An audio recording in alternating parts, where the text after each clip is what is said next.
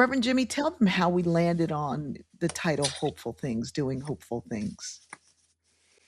Well, first of all, Bertice, thank you for a year ago almost for putting me on Facebook Live without me really knowing it. And it's an amazing thing to pull off. And you and I had a great time just talking about our writing. We're talking about theology, and that moved us towards talking about what comes naturally to both of us are hopeful things. You had been doing your daily story that you've been doing since the pandemic, and all of those stories are so helpful. So it naturally came to the word hope. The word hope kind of was swirling around hopeful.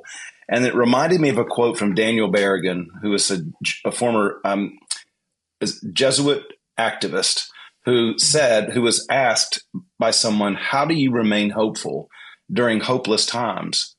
And he responded, I do hopeful things.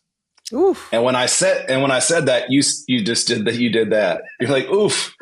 And then that the more we started doing the Facebook Live thing, the more that word came up, and you and I were noodling around with different. We were like, let's do a podcast, and what could we call it? So we had different things about story.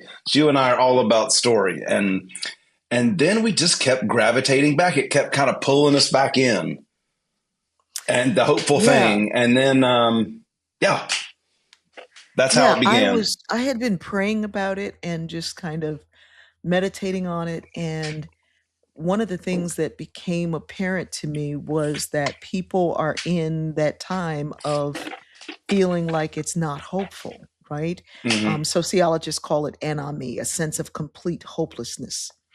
And there is a feeling of that people have expressed to me of feeling hopeless and how to get out of it. So on this podcast, we'll talk about doing hopeful things, and we'll give tips on doing hopeful things, but we will talk to people who are doing hopeful things. You will learn from some of the most hopeful people. You will learn from people who are not only inspirational, but really insightful and really wise. And some of them are way down the road with ideas and things that I've not heard discussed on any other podcast in any other situation. So I'm excited about it. You'll have the opportunity to join us. We will record these podcasts, but then after you've watched them, you'll have a chance to discuss them with us live on Facebook and through Instagram and other social media.